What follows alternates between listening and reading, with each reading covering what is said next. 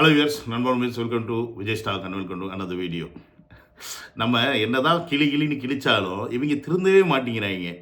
அசிங்கமாக அந்த விவாத மேடைன்னு சொல்லிட்டு உட்காந்து பேசுவாங்க இல்லை டிவியில் 4-5 பேர்.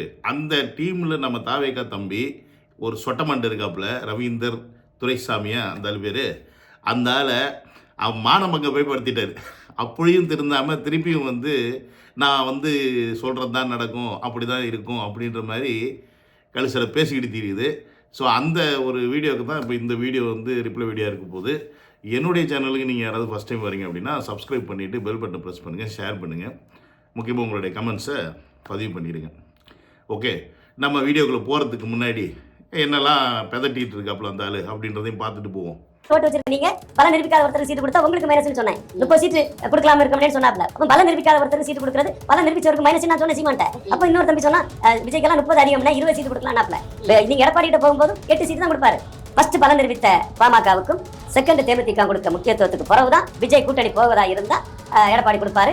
ஜெயக்குமார் 8 சீட்டு கொடுக்கலாம், அதுக்கு மேல என்ன இருக்கு? விஜயகாந்த் 10 ஓட்டு எடுத்தாரு, இவர் எங்க ஓட்டு எடுக்கிறாரு ஜெயக்குமாரே கேட்கிறாரு.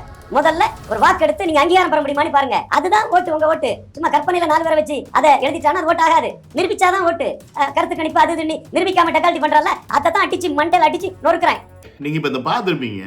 அதாவது இப்போ ரீசெண்ட் டேஸில் ஆதவ் அர்ஜுனா அப்புறம் சிடிஆர் நிர்மல் இவங்க 2 பேரும் தமிழக வெற்றி கழகத்தில் சேர்ந்ததுக்கப்புறமா ஒரு நரேஷன் கிரியேட் பண்ணிக்கிட்டே வராங்க எல்லாரும். என்னன்னு பார்த்தீங்கன்னா, தமிழக வெற்றி கழகம் அனைத்திலிருந்தே அண்ணா திராவிட முன்னேற்ற கழகம், அதாவது அம்மாவோட கட்சி, இப்போ பழனிசாமி அவன்ற கண்ட்ரோலில் இருக்குன்னு வச்சுக்கோங்க.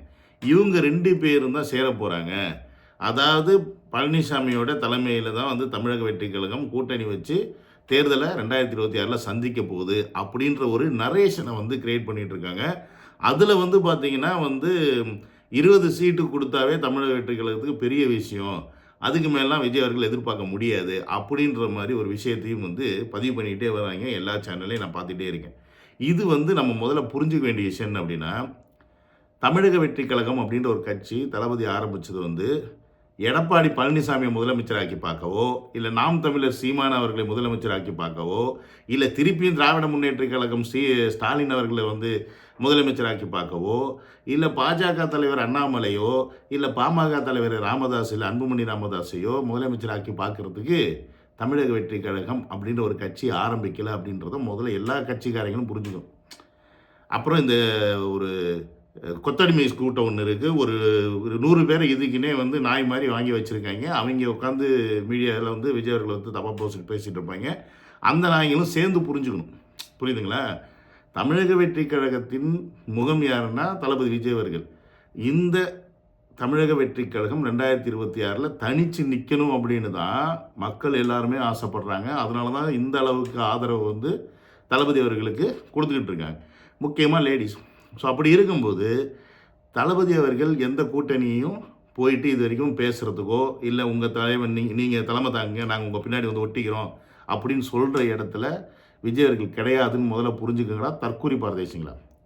ஸோ அதனால் இந்த நரேஷனை முதல்ல கட் பண்ணுங்கள். அண்ட் யாராவது தமிழக வெற்றி கழகத்தின் தொண்டர்கள் இது உண்மையாக இருக்குமோ, இல்லை ஏடிஎம்கில் போய் ஜாயிண்ட் அடிக்க போகிறாங்களோ, இல்லை விடுதலை சிறுத்தை வச்சு கூட போய் ஜாயிண்ட் அடிக்க போகிறாங்களோ அப்படின்ற எண்ணம் இருந்து, இல்லை அவங்கள தலைமையாக வச்சு தமிழக வெற்றி கழகம் பின்னாடி போகணும்னு நீங்கள் நினச்சிங்க அப்படின்னா அது முட்டாள்தனம் அப்படின்றத திருப்பி நான் பதிவு பண்ண ஆசைப்பட்றேன். ஸோ மறந்துடாதீங்க. பட் அஃப்கோர்ஸ் கூட்டணி வரவேற்கிறோம் அப்படின்னு தமிழக வெற்றி கழகம் தன்னுடைய மாநாட்டிலேயே விஜய் அவர்கள் சொல்லிட்டார். அது மட்டும் இல்லாமல் ஆட்சியில் சம பங்கு அப்படின்ற விஷயத்தையும் பதிவு பண்ணியிருக்காரு. ஸோ அப்படி இருக்கும்போது தமிழக வெற்றி கழகத்தின் தலைமை, அதாவது விஜய் அவர்களின் தலைமையை ஏற்று வரும் எந்த கட்சியும் நாங்கள் ஆதரிக்கிறோம் அப்படின்றதான் விஜய் அவர்கள் சொன்னார். இவருடைய நாங்கள் இவர் கூட கூட்டணி வச்சு ஜெயிச்சு அவங்கள சிஎம் ஆக்கிறதோ, இல்லை விஜய் அவர்கள் டெபுட்டி சிஎம் ஆக்கிறதோ இங்கே அந்த பாயிண்டே கிடையாது. அஃப்கோர்ஸ் இப்போ இந்த பக்கம் ஆதவ் அர்ஜுனா வந்திருக்கிறது, ஒருவேளை நாளைக்கு விடுதலை சிறுத்தை கட்சி தவைக்கால சேர்றதுக்கு வாய்ப்பு இருக்கலாம். அந்த பக்கம் சிடிஆர் நிர்மல் வந்திருக்கனால ஏடிஎம்கே சேர்றதுக்கு வாய்ப்பு இருக்கலாம், தேமுதிக சேர்றதுக்கு வாய்ப்பு இருக்கலாம். பட் யார் வந்தாலும் அங்கே தலைமை யார் அப்படின்னா விஜய் அவர்கள் தான். ஸோ இந்த இடத்த விஜய் அவர்கள் விட்டு கொடுத்துட்டா அவருக்கே தெரியும், அவரை நம்பி இருக்கும் எங்களை போன்ற தொண்டர்களாக இருக்கட்டும், மக்களாக இருக்கட்டும், சத்தியமாக அவருக்கு ஓட்டு போட்டு அவரை அந்த இடத்துக்கு கொண்டு வர மாட்டாங்க அப்படின்றது அவருக்கு நல்லாவே தெரியும். ஏன்னா இவங்க யாரையுமே நம்பாம தான் யார் இப்போ ஆண்டுகிட்டு இருக்கவங்க, இதுக்கு முன்னாடி ஆண்டவங்க, இதுக்கு முன்னாடி இப்போ கூட்டணியில் இருக்கவங்க, இதுக்கு முன்னாடி கூட்டணியாக இருந்தவங்க, இந்த மாதிரி இருக்கிற இத்து போனவங்க எல்லாத்தையும் நாங்கள் நம்பாம தான் ஒரு புது முகமாக, உண்மையான முகமாக விஜய் அவர்கள் வந்திருக்காரு அப்படின்னு சொல்லிட்டு முழு நம்பிக்கையோட மக்களும் வந்து 2026 தேர்தலை ஆவலாக எதிர்பார்த்துட்டு இருக்காங்களே ஒழிய, விஜய் அவர்கள் அவங்க கூட கூட்டணி வச்சு ஜெயிப்பார், இவங்க கூட கூட்டணி வச்சு ஜெயிப்பார், அவங்கள முதன்மையாக்கிட்டு பின்னாடி உட்காருவார் அப்படின்ற மேட்ரே இங்கே கிடையாது. ஸோ அதனால் இந்த ரவீந்திர துரைசாமி போன்றவர்கள் முதல்ல அதை புரிஞ்சுக்கங்கடா. நீ ரஜினிகாந்த் அவர்கள் கட்சி தொடங்கினதுக்கே அவருக்கு 50% வாக்கு இருக்குன்னு சொல்லி பேசின பரதேசி தான் நீ. அதை தான் நம்ம ரவீந்திர டிவிக்கு ரவீந்திர ரவியா ராமாந்தரில் ரவீந்திர தம்பி வந்து பார்த்தீங்கன்னா அந்த விவாத மேடையில் உன்னை கிளின்னு கிழிச்சு உன் மூஞ்சி உன்னோட சுயரூபத்தை கிழிச்சோடனே கட்டி பிடிச்சி முத்தம் கொடுக்குற அளவுக்கு போன பிக்காளி பயணி. அங்கே உட்காந்து அவ்வளோ அப்படியே நீங்கள் தம்பிலாம் அப்படியேன்னு பேசிவிட்டு வெளியில் வந்து உட்காந்துக்கிட்டு தெருவில் போகிறவங்கெல்லாம் வந்து தேவைக்காக பேசிகிட்டு இருக்காங்க அப்படின்னு நீ சொல்கிற அப்படின்னா, புறம்போக்கு முதல்ல புரிஞ்சிக்க. தெருவில் போகிறவங்க ஓட்டு போட்டால் தாண்டா அங்கே போய் சிஎம்மாக உட்கார முடியும் பிக்காளி பயலே அப்படின்ற விஷயத்தை ரவீந்திர துரைசாமி அவர்களுக்கு புரிகிற லாங்குவேஜில் சொன்னேன், வேறு ஒன்றும் கிடையாது. ஸோ அதனால் தெருவில் போகிற பசங்க அப்படின்னு யாரையும் சொல்லாது, எல்லாம் தெருவில் போன பரதேசிங்க தான். அதுக்கப்புறமா இன்றைக்கி தெரு வேறு ஆகிப்போச்சு, வாழ்கிற இடம் வேறு ஆகிப்போச்சு, அவ்வளோதான் மேட்டு. ஓகே, நீ ஒரு காலத்தில் தெருவில் போயிட்டு இருந்ததான். அப்போ இந்த ரவீந்திர துரைசாமி போன்ற அரசியல் தெரிந்தவர்கள் அப்படின்னு சொல்லிட்டு அவர் இந்த புள்ளி விவரம், அந்த புள்ளி விவரம், அங்கே அவ்வளோ ஓட்டு வாங்குச்சு, இங்கே இவ்வளோ ஓட்டு வாங்குச்சு அப்படின்றது டீட்டெயிலாக எடுத்து சொல்லிகிட்டே இருப்பான். நான் திருப்பி அதான் சொல்கிறேன். நாம் தமிழர் கட்சி 15 வருஷமாக வளர்ந்து வந்து இன்றைக்கி 8% ஓட்டு வாங்கியிருக்கு அப்படின்னா அது வந்து எதனால் அப்படின்றது நாம் தமிழர் கட்சிக்கே தெரியும்.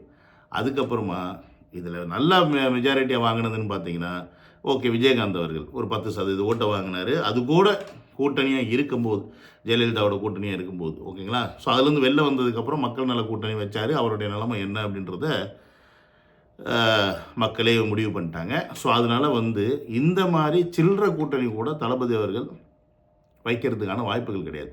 சின்ன சின்ன இயக்கங்கள் வேணால் தமிழக வெற்றி கழகத்தின் சார்பாக வந்து சேரலாமே ஒழிய, விடுதலை சிறுத்தை கட்சி சொன்ன மாதிரி திருமாவளவனோ இல்லை இப்படியோ அப்படியோ இந்த சின்ன சின்ன கட்சிகள்லாம் இருக்குது நிறைய, கம்யூனிஸ்ட் கட்சி, அந்த கட்சி, இந்த கட்சி, ஓகேங்களா, இதெல்லாம் சேர்த்துக்கிட்டு இதனால் வந்து விஜயர்கள் ஜெயிக்கிறதுக்கோ இல்லை எலெக்ஷனை மீட் பண்ணுவாரோ அப்படின்னு நினச்சிங்கன்னா அது முட்டாள்தனம். அப்படியே அவர் சேர்த்தாலும் அவருடைய தலைமை அவர் என்ன சொல்கிறாரோ அதை பேஸ் பண்ணி தான். அப்போ ரவீந்திர துரைசாமி, நீங்கள் வந்து இப்போ கருத்து கணிப்பு எடுக்காதீங்க. முதல்ல எலெக்ஷனை ஒழுங்காக நடத்துக்கிறது வெளியே பண்ணுங்கடா, துப்பு கட்டவங்களா.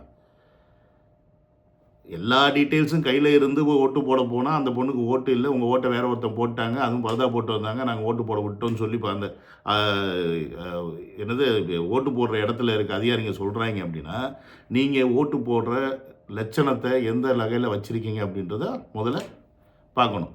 அதுவே அங்கே வந்து ஒன்றும் விளங்கலை. அப்போ 2026 இன்னும் என்னென்ன தில்லாலங்கடி பண்ண போகிறீங்க அப்படின்றது வேறு. அது நான் ஆல்ரெடி சொன்ன மாதிரி நம்ம உஷாராக இல்லை அப்படின்னா நம்ம ஓட்டு எல்லாம் கள்ள ஓட்டாக போடப்படும். புரியுதுங்களா. இந்த ஒரு அளவுக்கு தான் இந்த இடைத்தேர்தல் மயிர் தேர்தலில் எவனுமே நிற்கலை, ஏடிஎம்கே முதற்கொண்டு நிற்கலை. கடைசியில் இப்போ நாம் தமிழர் சீமான் நின்றுவிட்டு நீங்கள் தோக்குறீங்க அப்படின்னா, இல்லை நீங்கள் வந்து என்ன நினைக்கிறீங்கன்னா, அந்த ஆள் திருப்பி கார் துப்பிட்டு போகிறாரு, கள்ள ஓட்டு போடுறீங்க, இதுக்கெல்லாம் தேர்தல் நடத்துறீங்களான்னு. அப்புறம் ஏன் எலெக்ஷனில் நிற்கிற அப்படின்ற மாதிரி தான் நம்ம கேட்குற மாதிரி இருக்குது. வேறு வழி இல்லை.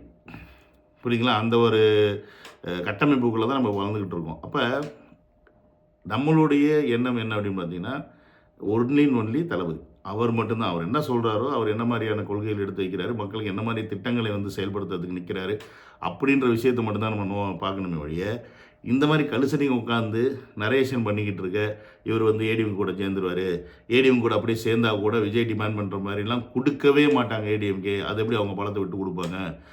விஜய் வந்து ஒரு 60 சீட்டு கேட்டால் உடனே இல்லை 100 சீட்டு கேட்டால் கொடுத்துருவாரா? அப்படிலாம் கொடுக்க மாட்டாங்க அப்படின்ற மாதிரி ஏகப்பட்ட நரேஷனை வந்து எல்லா சேனல்லையுமே எல்லாருமே உட்காந்து செட் பண்ணிட்டு தான் இருக்கிறாங்க, இன்க்ளூடிங் சவுக்கு சங்கம் முதற்கொண்டு. ஓகேங்களா. அப்போ இவங்களுக்கு ஏதோ ஒரு இன்ஃபர்மேஷனோ ஒரு லீக்கேஜோ இல்லாமலாம் இருக்காது. இங்கேருந்து யாராவது இப்போ தமிழக வெற்றி கழகத்துலேருந்தே வந்து நிறையா சோர்ஸ் பண்ணுவாங்க, சார் இப்படி பேசுகிறாங்க அப்படி பேசுகிறாங்க, ஏடிஎம்கேலேருந்து இவர் வந்து மீட் பண்ணிட்டு போனார், அந்த கட்சியிலேருந்து இவர் வந்து தளபதி மீட் பண்ணிட்டு போனார்னு சொல்லிட்டு நிறைய பர்சனலாக மீட் பண்ணிட்டு போகிற விஷயங்கள் இருக்கலாம், இல்லை ஃபோன் கம்யூனிகேஷன் இருக்கலாம், எல்லாமே இருக்கலாம். பட் எண்ட் ஆஃப் த டே என்ன நடக்கும் அப்படின்றத தலைவர்கள் முடிவு பண்ணுவார். அட் த சேம் டைம் அவருக்கு நல்லாவே தெரியும், நம்மளை மக்கள் திருப்பி திருப்பி இந்த அளவுக்கு கொண்டாடுறாங்க அப்படின்னா, நாம் தனியாக வந்த ஒரு விஷயம், அது மட்டும் இல்லாமல் எடுத்து வைக்கக்கூடிய கொள்கை கோட்பாடுகள், மக்களுக்கு தேவையான விஷயத்தை செய்வோம் அப்படின்றது விஷயந்தான். அப்போ இந்த மாதிரி ஆளுங்கள்லாம் சேர்ந்தா அதெல்லாம் நடக்குமா, அதுக்கெல்லாம் நடக்கிறதுக்கு விடுவாங்களா அப்படின்ற விஷயத்தையும் அவர் ஆராய்ஞ்சு பார்க்க வேண்டிய ஒரு சூழ்நிலை தான் இருப்பார். அதனால் எல்லாத்தையும் பார்த்து தான் ஒரு டிசிஷன் எடுப்பார். பட் இன்னும் அதுக்கு டைம் இருக்குது. ஆனால் அதுக்கு முன்னாடியே இவங்க நரேஷன் செட் பண்ணுறாங்க. அதெல்லாம் நம்பி ஏமாந்துடாதீங்க நண்பா நம்பிஸ் அப்படின்றத சொல்லி இந்த வீடியோ இதோட முடிச்சுக்கிறேன். See you on other video. Love you all. Take care. Bye.